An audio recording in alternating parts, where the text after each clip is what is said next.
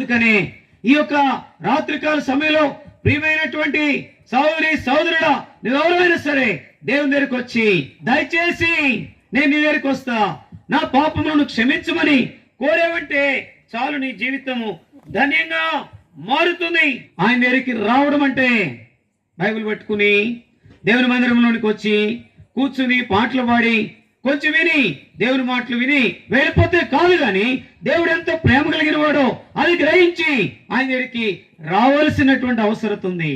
ఆయన ఎందుకు వచ్చాడంటే పాపులను రక్షించడానికి ఈ లోకానికి వచ్చాడు, నశించిందని వెనక్కి రక్షించడానికి ఈ లోకానికి వచ్చాడు.